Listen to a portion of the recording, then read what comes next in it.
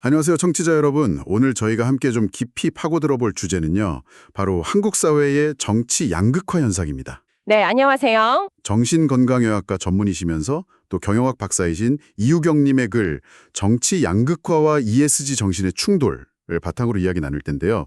이건 청취자께서 저희에게 공유해 주신 아주 귀한 자료입니다. 아, 그렇군요. 네, 이 글을 보면요.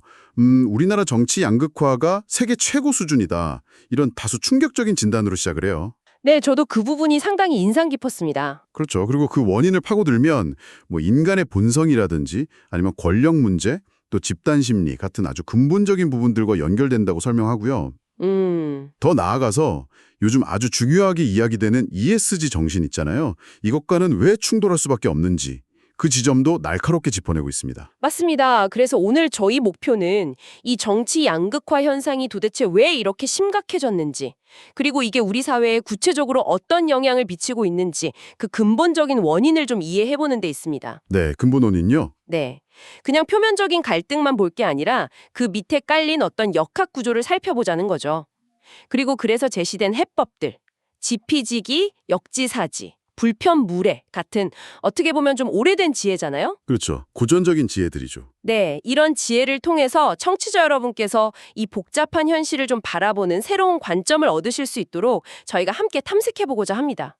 뭐랄까, 이데올로기는 사회적 증상이다 이런 말도 있듯이 그 증상의 본질에 한 걸음 더 다가가 보는 거죠. 그럼 바로 본론으로 들어가서 한국 정치 양극화의 현주소부터 짚어보죠. 시작부터 좀 강렬한데요. 우리나라 정치 양극화 수준이 세계 1위다. 이거 정말 심각하게 받아들여야 할 문제 같아요. 네, 정말 그렇죠. 그 중간지대는 거의 없고 의견이나 뭐 이해관계가 그냥 극단으로만 몰려있다. 이런 뜻이겠죠? 맞습니다. 그래서는 이런 양극화의 구체적인 모습으로 뭐 책임감 없는 정당 정치라든가 아주 극단적인 파벌 싸움, 서로를 향한 그런 노골적인 혐오 표현들.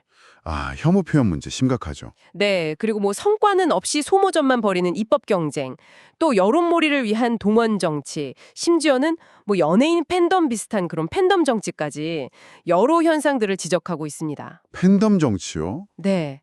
그리고 이대로 가다간 결국 공멸, 그러니까 다 같이 무너지는 길로 갈 수밖에 없다, 이렇게 아주 강하게 경고하고 있죠. 와, 공멸을 하는 단어가 주는 무게감이 이게 상당하네요. 단순히 뭐 의견이 좀 다른 수준을 넘어서 사회 전체가 앞으로 나아갈 힘을 잃고 그냥 분열과 갈등의 수렁에 빠질 수 있다. 이런 의미로 들리는데요. 네, 정확합니다. 서로를 뭐 파괴하려는 에너지 때문에 발전적인 논의 자체가 좀 불가능해지는 그런 상황이랄까요? 바로 그겁니다. 서로 다른 생각들을 좀 건강하게 부딪히면서 더 나은 길을 찾아가야 하는데 그게 아니라 오직 상대를 쓰러뜨리는 데만 집중하게 되면서 사회 전체 에너지가 그냥 소모되는 거죠. 에너지가 소모되는 거군요. 네, 문제 해결 능력 자체가 마비될 수 있다. 이런 아주 심각한 경고라고 봐야 합니다. 근데 또 흥미로운 지점은요. 이 양극화가 꼭 한국만의 문제는 아니라는 거예요. 전 세계적으로도 좀 비슷한 흐름이 있다는 거죠. 네, 그런 경향이 있죠. 예를 들면 뭐 이민이나 난민 문제 때문에 반감이 커져서 국경을 걸어잠그려는 그런 고립주의가 다시 좀 나타나고 있고 또 각자 자기 나라 이익만 챙기려는 자국 우선주의나 사람들의 감정을 막 자극해서 지지를 얻으려는 포퓰리즘 같은 현상들 이런 게 세계 곳곳에서 나타나고 있다고 지적하더라고요. 네, 그런 글로벌 트렌드가 분명히 존재합니다. 하지만 그래서는 그럼에도 불구하고 한국의 상황이 유독 더 심각하다고 진단하고 있어요. 유독 한국이요? 네, 경제적 격차에서 오는 정규직 비정규직 갈등, 또 뭐 전통적인 진보 보수 이념 대립, 소위 금수저 흑수저로 대변되는 그런 계층 갈등뿐만 아니라요. 네네. 뭐 남녀 갈등, 세대 갈등, 심지어는 아주 뿌리 깊은 지역 감정이나 또 자기 집단 이익만 너무 극단적으로 추구하는 그런 집단 이기주의까지 정말 다양한 형태의 갈등들이 아주 복잡하게 얽혀서 증폭되고 있다. 이런 분석입니다. 와, 정말 복잡하게 얽혀 있네요. 특히 좀 공감이 갔던 부분은 사람들의 삶이 경제적으로 어려워지고 미래에 대한 불안감이 커질수록 이런 양극화 현상이 더 심해진다는 지적이었어요. 맞아요. 그 부분 중요하죠. 이게 먹고살이 팍팍해지면 아무래도 마음의 여유가 없어지고 그러다 보면 자연스럽게 나와 다른 존재를 받아들이기가 좀 어려워지는 걸까요? 사르트르가 말한 타자는 지옥이다. 이 말이 딱 떠오르더라고요. 바로 그 지점에서 저자는 이 양극화가 인간의 본성과도 아주 깊은 관련이 있다고 설명합니다. 생각해보면 우리는 아주 어릴 때부터 자연스럽게 편을 가르는 경험을 하잖아요. 아, 맞아요. 운동회 때 청군, 백군. 그렇죠. 목청껏 우리 편 응원하고 이기면 막 세상을 다 가진 듯 기뻐하고 지면 분해하고 스포츠 경기 볼 때도 비슷하고요. 이런 본능적인 편가르기 심리가 있다는 거죠. 네, 내 편, 내 편 나누는 거 정말 본능에 가까운 것 같아요. 네. 그래서는 이걸 싸움은 인간의 본성이라고까지 표현합니다. 그리고 더 나아가서 이런 싸움에 좀 능숙한 사람들이 리더 자리에 오르면서 더 교묘하게 사람들을 나누고 분열을 이용하기도 한다. 이런 통찰을 보여주죠. 아, 리더들이 그걸 이용하기도 하는군요. 네. 고대 철학자 헤라클레이토스의 말을 빌려서 투쟁은 만물의 어머니다. 라고 언급하는 부분이 있는데요. 이게 갈등이라는 것이 인간 사회를 움직이는 어떤 원동력이 될 수도 있지만 동시에 아주 파괴적인 힘으로 작용할 수도 있다는 양면성을 생각하게 합니다. 인간 본성에 내재된 측면이 있다는 건 알겠습니다. 하지만 이게 전부는 아닐 텐데요. 그래서는 또 권력이라는 키워드를 굉장히 중요하게 다루는 것 같아요. 맞습니다. 권력 문제죠. 양극화 현상이 결국 다른 사람에게 인정받고 영향력을 행사하려는 욕망, 그 니체가 말한 권력의 의지와 연결된다는 분석이 참 흥미로웠습니다. 어쩌면 이게 내면의 열등감을 좀 감추고 우월감을 느끼려는 그런 심리적 방어 기제랑도 관련이 있을까요? 충분히 그럴 수 있다고 봅니다. 그리고 바로 여기서 집단 역학이라는 개념이 등장하는데요. 집단 역학이요? 네, 우리는 본능적으로 내가 속한 집단, 우리, 그러니까 내 집단에게는 아주 강한 애착과 충성심을 느끼는 반면에 그렇지 않은 집단, 그들, 즉 외집단에 대해서는 좀 배타적인 태도로 보이기 쉽다는 겁니다. 우리 편, 남의 편. 그렇죠. 근데 더 주목할 점은 개인으로 있을 때는 상당히 합리적이고 온건한 사람이라도 일단 집단 안에만 들어가면 그 분위기에 휩쓸려서 쉽게 극단적인 생각에 동조하게 된다는 거예요. 그게 바로 군중 심리 같은 거군요. 네. 그리고 리더들은 이런 집단 심리를 아주 잘 이용합니다. 자신의 행동이나 주장을 합리화하고 때로는 특정 개인이나 집단을 희생양으로 삼아서 내부 결속을 다지기도 하고요. 희생양이요? 네. 그래서 인용한 권력은 항상 희생양을 만든다는 말이 바로 이런 메커니즘을 쫙 압축적으로 보여주는 거죠. 내 편을 규정하기 위해서 외부의 적을 만들어내는 방식인 겁니다. 그렇군요. 그렇다면 왜 유독 정치라는 영역에서 이런 양극화가 이렇게 극단적으로 나타나는 걸까요? 다른 사회 영역보다 좀 더 심각해 보이는 이유가 있을 텐데요. 그래서는 크게 두 가지 구조적인 요인을 지적합니다. 첫 번째는 점점 심화되는 사회 경제적 불평등이에요. 불평등 문제. 네. 한국 사회가 눈부신 성장을 이룬 건 맞지만 그 과정에서 소득 격차가 벌어지고 미래에 대한 불안감이 커졌죠. 정치인들이 바로 이 지점을 파고들어서 사람들의 불안이나 분노 같은 감정을 자극하는 소위 감성 정치를 펼친다는 겁니다. 이성적인 정책 대결보다는 감정적인 호소에 기대는 거죠. 감성 정치. 두 번째 요인은 뭔가요? 두 번째는 미디어 환경의 변화, 특히 개인 미디어의 확산입니다. SNS나 유튜브 같은 플랫폼을 통해서 검증되지 않은 자극적인 정보가 너무 쉽게 퍼져나가잖아요. 네, 정말 그렇죠. 가짜 뉴스 문제도 심각하고요. 맞습니다.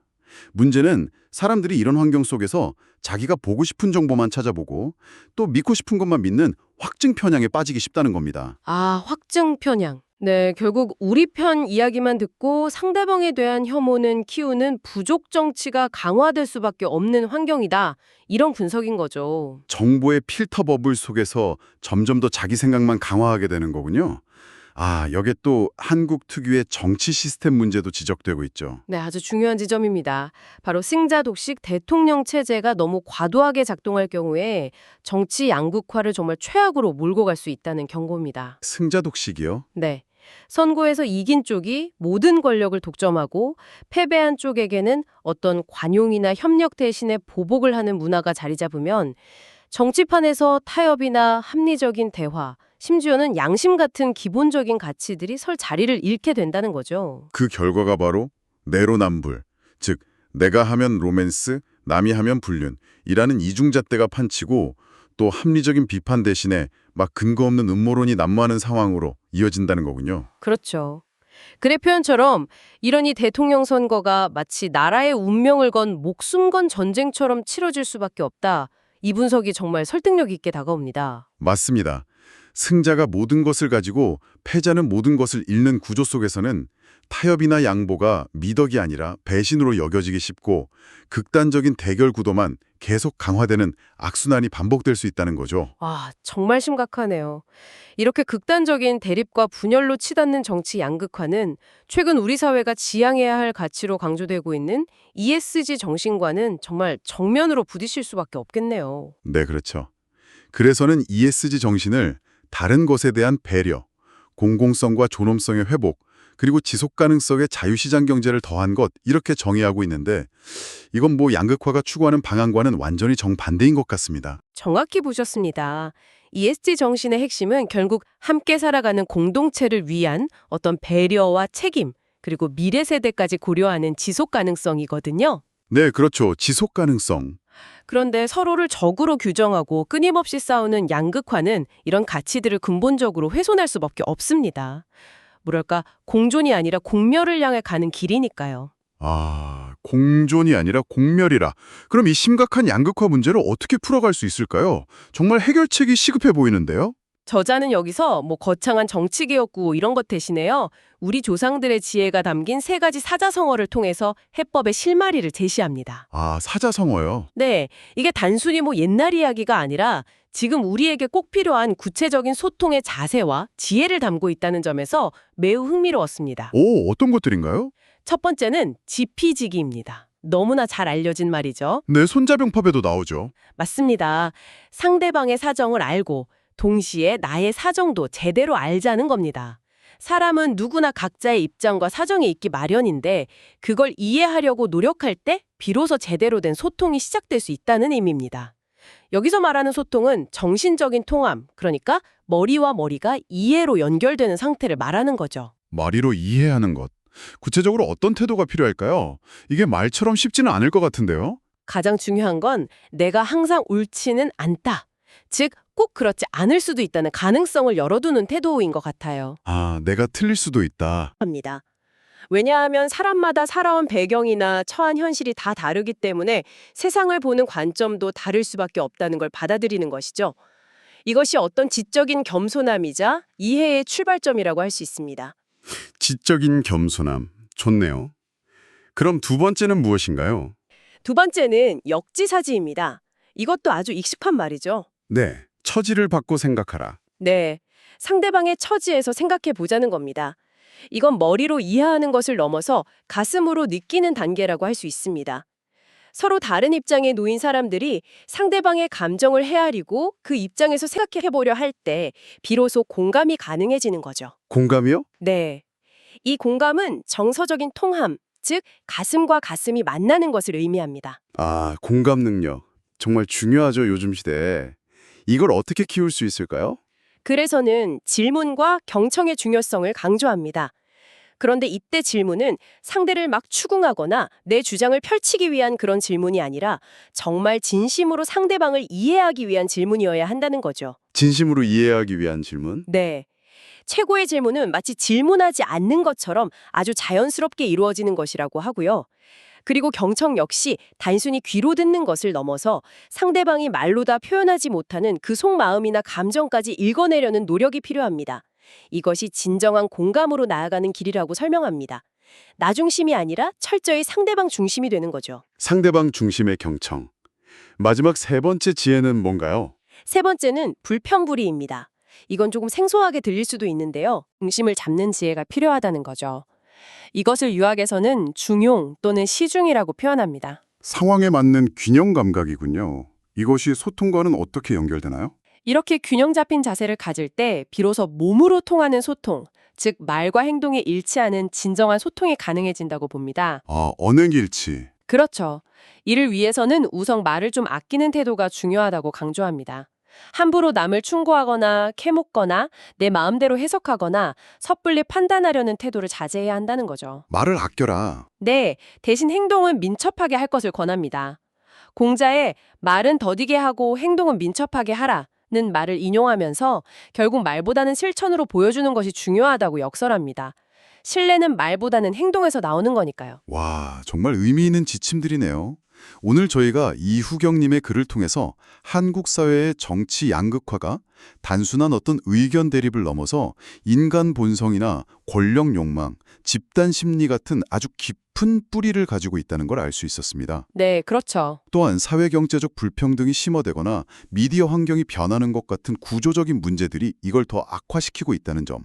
그리고 이런 현상이 결국 공동체의 지속 가능성을 위협하면서 ESG 정신과도 정면으로 배치된다는 점을 화면했네요. 맞습니다. 그리고 저자가 제시한 지피지기, 역지사지, 불편불애라는 이 세 가지 해법은 결국 그냥 추상적인 구호가 아니라고 생각해요. 네, 극단적으로 분열된 사회 속에서 우리가 서로를 이해하고 이게 지피지기, 머리의 소통이죠. 또 공감하며 이건 역지사지, 가슴의 소통, 그리고 균형 잡힌 태도로 함께 행동하기 위해서 이게 불편불이, 몸의 소통, 구체적으로 어떤 노력을 해야 하는지를 보여주는 아주 실천적인 지혜라고 할 수 있습니다. 실천적인 지혜요? 네, 결국 서로 다름을 인정하는 이해심, 상대의 입장을 헤아리는 공감 능력, 그리고 어느 한쪽으로 치우치지 않는 균형 감각, 이것이 바로 지금 이 시대를 살아가는 우리 모두에게 정말 필요한 자세가 아닐까 싶습니다. 네, 정말 그렇습니다. 오늘 논의를 마무리하면서 청취자 여러분께 마지막으로 한번 생각해볼 질문을 던져보고 싶습니다. 네. 오늘 저희가 이야기 나눈 지피지기, 역지사지, 불편불이의 원칙들, 이것을 어떤 거대한 정치 담론뿐만 아니라 혹시 여러분 각자의 일상 속 관계나 대화에서는 어떻게 적용해 볼 수 있을까요? 어쩌면 우리 주변에서 마주하는 크고 작은 의견 차이나 갈등, 그런 작은 양극화들을 풀어가는 실마리를 바로 여기서 찾을 수 있지 않을까요? 잠시 시간을 내어서 고민해 보시는 것도 좋을 것 같습니다. 네, 좋은 질문이네요. 오늘 깊은 대화 나눠주셔서 정말 감사합니다. 네, 저도 즐거웠습니다. 감사합니다.